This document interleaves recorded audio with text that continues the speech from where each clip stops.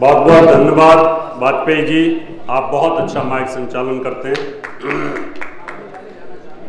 ओम सूर्य सौरम थेंदेरुच पदवीं सन्मंगलम मंगला सद्बुद्धिं च बुद्धो गुरस्य गुरुतां शुक्रः सुखं सन्नः शनिः राहु बाहु बलम करोति सततमः केतु कुलस्य उन्नति।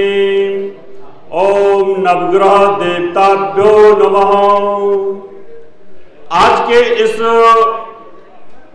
प्रोग्राम के अध्यक्ष चेयरमैन आदरणीय केसी पांडे जी, मंच संचालक वाजपेयी जी, नेपाल से आए हुए यहाँ के मुख्य अतिथि गुरुदेव अर्जुन प्रसाद जी, हमारे क्षेत्र के IPS कुंवर ज्ञानंजय जी और मंच पर उपस्थित सभी दिव्य आत्माएं और मेरे सामने उपस्थित सभी विद्वान बंधुओं, आज का विषय यह है कि तिथियों में और पंचांग में गड़बड़ क्यों होती है।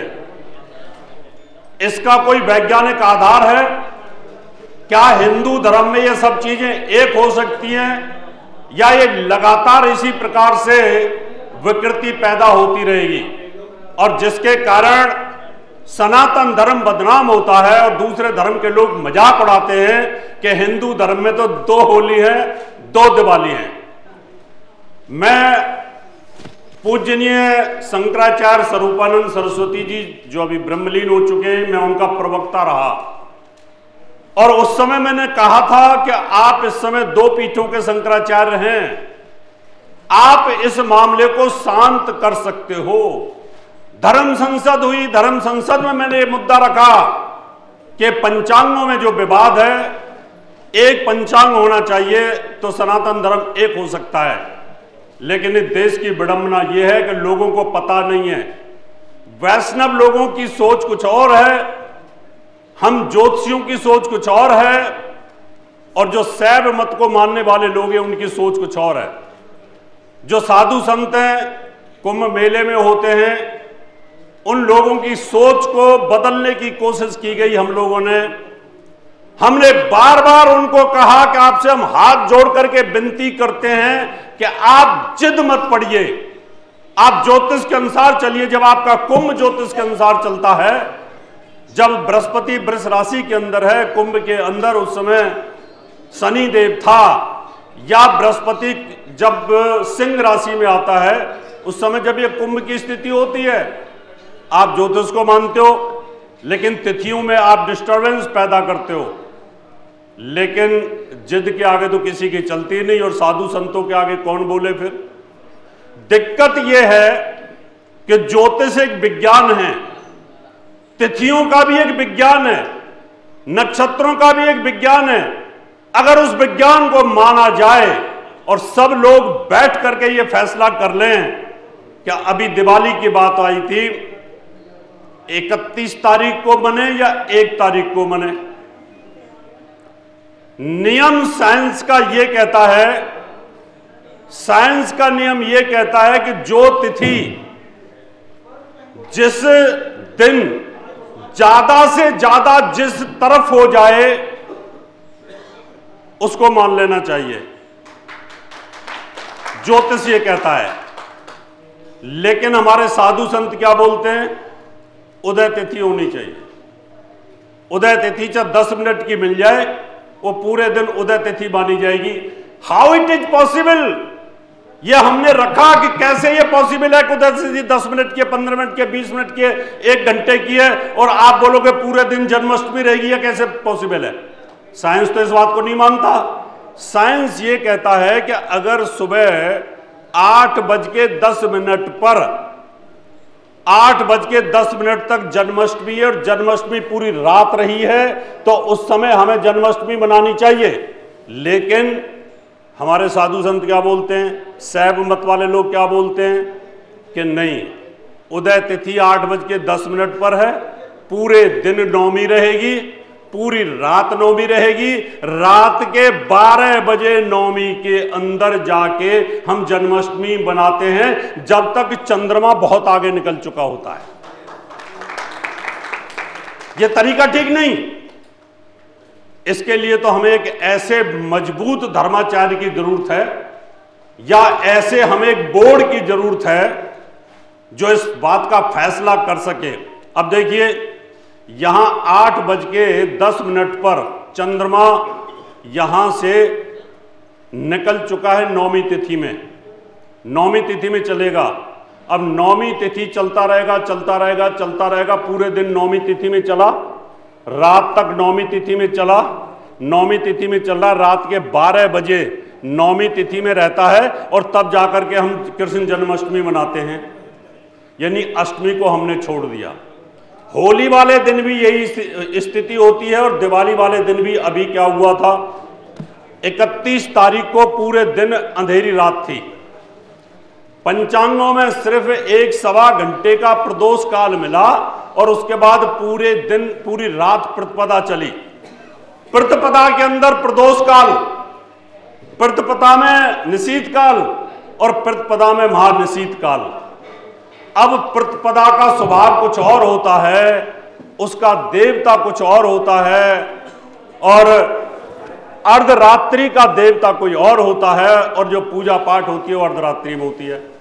इसका मतलब हमारे पंचांगों को, हमारे जो ऋषि हैं पंचांगों के, जो हमारे गणित करता है पंचांगों के, उनको इस बात पर समझना पड़ेगा कि जो पुराने समय से ऋषि जो थे वो कोई ना कोई बात को तय करते थे। और यही विवाद इस बार हुआ, बहुत ज़्यादा टीवी चैनलों पर विवाद रहा। हम भी टीवी चैनलों पर बैठे, हमने वैज्ञानिकों के सामने साइंटिफिक तरीके की अप्रोच रखी कि आप किस प्रकार से मानना चाहते हैं। ज्योतिष एक विज्ञान है, और ये जो पंचांग होता है ये पूरा की पूरा 5 अंगों पर निर्धारित होता है: तिथि, वार, नक्षत्र, करण और योग। अब मुझे यहां विद्वान बैठे हैं सारे, आप मुझे एक चीज बताइए, सुबह 8:10 पर नौमी की शुरुआत होती है, पहला वहां पर करण शुरू हो जाएगा, पहला करण शुरू हो जाएगा, और 12 घंटे बाद वो करण समाप्त हो जाएगा। फिर भगवान कृष्ण का जन्म दूसरे करण में पैदा हो जाएगा। यानी पूरा एक करण आपने बाईपास कर दिया। तो ये जिद है। अब जिद के आगे कोई क्या कर सकता है। इसलिए मैं बहुत बहुत साधुवाद और धन्यवाद देता हूं केसी पांडे जी को। ये पहल इतनी शानदार की है, इस पहल में सभी विद्वान होने चाहिए, शास्त्रार्थ होना चाहिए। लेकिन सबसे बड़ी दिक्कत क्या है कि तुम बड़े या मैं, बनारस वाले बड़े या हरिद्वार वाले बड़े, जयपुर के ज्योतिषी बड़े या बनारस के बड़े। अभी बनारस के अंदर सम्मेलन हुआ था, और इसी बात के ऊपर हुआ था। मैंने सोचा शायद वो बुलाएंगे मुझे, और मैं ये बात रखूंगा, इन सारे जितने भी शास्त्री हैं इनके सामने रखूंगा, और आज फैसला करा लूंगा। लेकिन कोई फैसला वहां भी नहीं हुआ, कोई फैसला ही नहीं हुआ वहां पर। क्यों होगा भी क्या? क्योंकि इन फैसलों के लिए हिम्मत चाहिए। ये तय करना पड़ेगा कि हमने धर्म सिंधु और निर्णय सिंधु को पढ़ लिया। धर्म सिंधु, निर्णय सिंधु कहता है कि अगर आपको 2.5 घटी 3 घटी का प्रदोष काल मिल जाए, उसी तिथि में दिवाली मना लीजिए आप। यानी पूरी रात पड़वा के अंदर आप तांत्रिक क्रियाएं करोगे, क्योंकि ज्योतिष हमारा बड़ा पवित्र विज्ञान है। यह बहुत पहले गणना कर देता है सूर्य ग्रहण कब होगा, चंद्र ग्रहण कब होगा। लेकिन हम मार कहां खा रहे हैं? मार हम खा रहे हैं अपनी तिथियों पर और अपने त्योहारों के ऊपर। हम ये तय नहीं कर पाते कि अभी रक्षाबंधन का मुहूर्त इतने बजे से इतने बजे तक है। हमने बहुत सारी गलतियां की हैं, गलतियां बनारस से भी हुई हैं, और उन गलतियों का दुष्परिणाम हम भोगते हैं कभी कभी।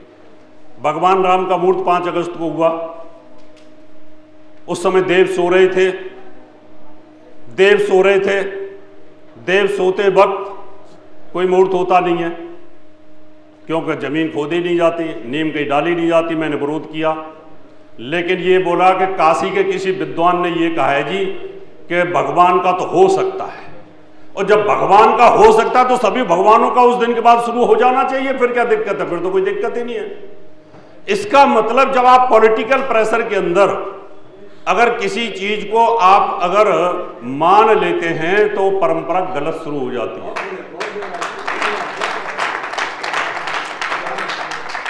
मैं टीवी पे बोलता रहा, काशी के विद्वान सामने आए, हमने कहा देव सो रहे हैं, चतुर्मास चल रहा है, इस समय तो शादियां भी बंद होती हैं, इस समय तो शुभ कार्य भी बंद होते हैं, फिर भगवान राम का मुहूर्त क्यों कर रहे हैं? नहीं करना चाहिए। लेकिन नहीं माने, उन्होंने कहा जी काशी के किसी विद्वान ने मुहूर्त निकाला है। हमने कहा उन विद्वान को टीवी पे लाओ, उनसे शास्त्रार्थ करो और वो लॉजिक दें कि कौन से शास्त्र में लिखा है कि चतुर्मास के अंदर मुहूर्त होना चाहिए, कौन से शास्त्र में लिखा है बताएं हमें। इसलिए मैं बहुत बहुत बधाई देता हूं पांडे जी को।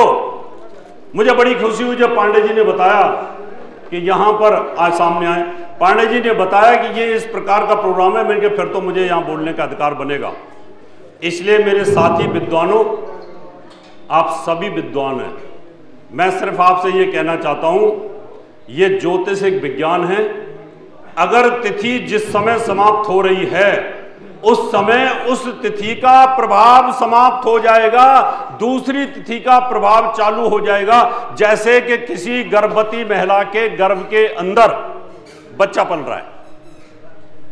रहा है और सुबह वो 7 बजे बच्चा पैदा होता है अष्टमी में, सुबह 7 बजे अष्टमी में हो जाए, उसको नवमी में तो नहीं लिखेंगे ना, वो तो अष्टमी का प्रभाव उस पर काउंट होगा।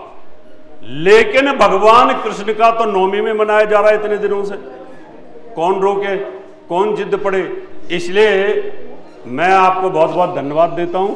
इस बार भी इसीलिए अष्टमी 15 अगस्त को होनी चाहिए।